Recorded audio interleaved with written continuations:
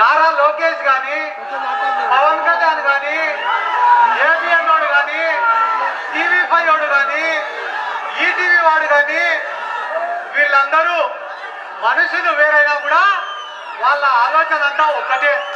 వాళ్ళ ఆలోచన ఏమిరా అంటే జగన్మోహన్ రెడ్డి గారిని రాక్షసుడు అని చెప్పి చిత్రీకరించాల. రాష్ట్రంలో దౌర్జన్యాలు పెరిగిపోయినాయి, దోపిడీ పెరిగిపోయిందని చెప్పి ప్రజలను నమ్మించాలా. ప్రతిపక్షాలు అన్నాక అధికార పార్టీ గురించి మాట్లాడతాయి, అది మామూలే. కానీ ప్రజలు నమ్ముతున్నారని అనుకుంటున్నారు చూడు, అక్కడ వాళ్ళు తప్పు చేస్తున్నారు. ఎందుకురా అంటే రాష్ట్రంలో ఏం జరుగుతుంది అని చెప్పి 2750 రూపాయలు పెన్షన్ తీసుకునే అవ్వను అడుగు. రాష్ట్రంలో ఏం జరుగుతుందనేది 2750 రూపాయలు పెన్షన్ తీసుకునే తాతను అడుగు. అంతేకాదు ఆసరా పథకం అందుకుంటున్న మహిళలను అడుగు. ప్రతి సంవత్సరం 18,500 రూపాయలు ఇస్తున్నది ఎవరు అని చెప్పి ఆసరా పథకం తీసుకుంటాన్న మహిళలను అడుగు. ఈ రోజు రాష్ట్రంలో ప్రతి ప్రభుత్వ పాఠశాలకు పోయే పిల్లోడిని అడుగు, ఆ ప్రభుత్వ పాఠశాలను బాగు చేసింది ఎవరు అని. ఈ రోజు రాష్ట్రంలో ప్రతి ప్రభుత్వ పాఠశాలకు పోయే పిల్లల తల్లిదండ్రులను అడుగు, వాళ్ళకు అమ్మఒడి పథకం ఇచ్చేదని ఎవరని చెప్పి. అన్నా క్రాప్ ఇన్సూరెన్స్ ఇస్తాడని ఎవరని చెప్పి రైతులను అడుగు. సచివాలయాల్లో ఉద్యోగాలు ఇచ్చింది ఎవరని చెప్పి ఉద్యోగస్తులను అడుగు. 2,50,000 ఉద్యోగాలు ఇచ్చింది ఎవరని చెప్పి వాలంటీర్లను అడుగు. వాళ్ళని అడిగితే జగన్మోహన్ రెడ్డి గారి గురించి చెప్తారు. అంతేకాకుండా చుట్టూ 10 మంది తెలుగుదేశం వాళ్ళని పెట్టుకొని వైసీపీ రాదు వైసీపీ రాదు వైసీపీ రాదంటే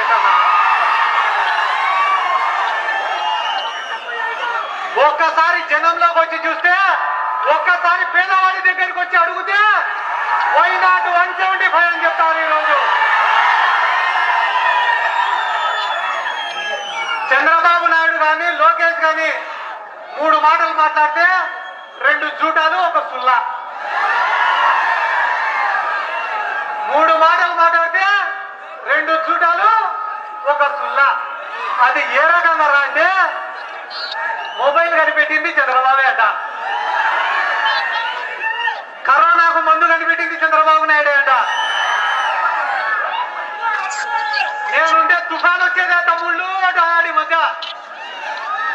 ఇవన్నీ అయిపోయినాక నిన్ననే నారా లోకేష్ అన్నం మీటింగ్ పెట్టి ప్రపంచానికి అరటిపండును పరిచయం చేసింది చంద్రబాబు అట. ప్రపంచానికి అరటిపండును పరిచయం చేసింది చంద్రబాబు అంట. చంద్రబాబు లేకుంటే ప్రపంచానికి అరటిపండు ఎట్టుంటుందో తెలియదట. నిన్ననే తెలుగుదేశం వాడు ఒకటిగా అడిగినాడంట చంద్రబాబు నాయుడిని, సార్ పల్నాడులో ఈయన మొన్న చిలకలూరిపేటలో ఫ్యామిలీ డాక్టర్ని ఓపెన్ చేశాడు జగన్మోహన్ రెడ్డి గారు. చంద్రబాబు నాయుడు వెంటనే విలేకరుల సమావేశం పెట్టి ఆ ఫ్యామిలీ డాక్టర్ ఆలోచన కూడా నాదే అని చెప్తున్నాడు చంద్రబాబు నాయుడు. ఈ మాట చెప్తేనే ఒక తెలుగుదేశం పార్టీ వాడు పోయినాడు చంద్రబాబు నాయుడు గారికి, సార్ హెచ్ఐవి అని ఒక రోగం ఉంది, అది కూడా మీ వల్లనే వచ్చింది అంటారా అని అడిగాట.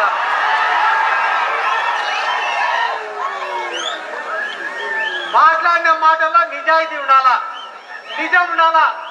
పొద్దున లేస్తేనే నీతి గురించి, నిజాయితీ గురించి, విలువల గురించి మాట్లాడుతున్నారు కదా. ఒక్కటే మాట అడుగుతా, సమాధానం చెప్పండి. సీనియర్ ఎన్టీ రామారావు మోసం చేసింది చంద్రబాబు నాయుడు, హరికృష్ణకు మోసం చేసింది చంద్రబాబు నాయుడు, జూనియర్ ఎన్టీఆర్ ని వాడుకొని వదిలేసింది ఇదే నారా చంద్రబాబు నాయుడు. చంద్రబాబు నాయుడు 2 సార్లు ముఖ్యమంత్రి కావడానికి కారణం బీజేపీ పార్టీ. అటువంటి బీజేపీని వాడుకొని వదిలేసింది ఈ నారా చంద్రబాబు నాయుడు. ఇప్పుడు రాష్ట్రంలో ఉన్నట్టుండి అర్జెంటుగా బీజేపీతో మళ్ళీ పొత్తు కావాలి చంద్రబాబు నాయుడు. పొత్తు కావాలంటే ఎట్లా? నరేంద్ర మోడీ కనిపిస్తేనే చెప్పు తీసుకొని కొట్టేటట్టున్నాడు చంద్రబాబు నాయుడు. కాబట్టి వెంటనే ఏం చేయాలి ఇప్పుడు చంద్రబాబు నాయుడు? పవన్ కళ్యాణ్ గాడి వినాడు. పవన్ కళ్యాణ్ నువ్వు ఏదో ఒకటి చేసి, పవన్ కళ్యాణ్ నువ్వు ఏదో ఒకటి చేసి అర్జెంటుగా నన్ను మోడీని కలుపు పవన్ కళ్యాణ్ అన్నాడు. చాలా కష్టం ఉంది కానీ ట్రై చేస్తా, కొంచెం టైం అన్నాడు ఆయన కూడా. అయిపోతేనే ఒక పక్కేమో చంద్రబాబు నాయుడు తెలుగుదేశం పార్టీలో ఉన్నాడు, ఆయన చెంచాలందరినీ బీజేపీ పార్టీలో పంపించినాడు. సుజనా చౌదరిని పంపించినాడు, సీఎం రమేష్ ను పంపించినాడు. అన్నా అన్నా అన్నా అన్నా అన్నా నువ్వు కూర్చోన్నా, లేకుంటే ఆ తెలగా తీసుకొని నిన్ను కొట్టేటట్టున్నారు వాళ్ళు.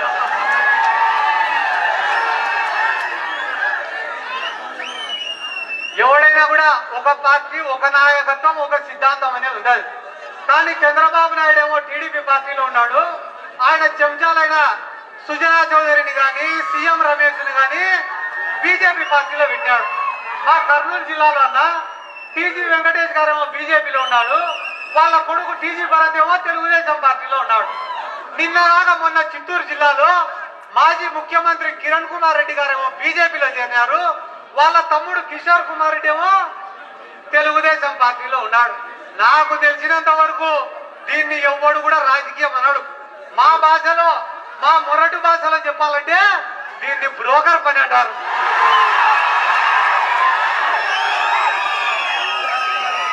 ఎన్ని కష్టాలు వచ్చినా, ఎన్ని ఇబ్బందులు వచ్చినా, ఎన్ని అవమానాలు జరిగినా ఒంటరిగా పోరాడాడు తప్ప వాడి ముందర వీడి ముందర చేతులు కట్టుకొని నిలబడిన వైఎస్ జగన్మోహన్ రెడ్డి. ఈ రోజు రాష్ట్రంలో ఏ మూలకు పోయినా కూడా కాలర్ ఎగిరేసి వైఎస్ జగన్మోహన్ రెడ్డి అభిమానులని చెప్తా నేను. దానికి కారణం ఏమో తెలుసా? నీతిగా, నిజాయితీగా ఈ రోజు 2,04,000 కోట్ల రూపాయలను. Please subscribe dot news.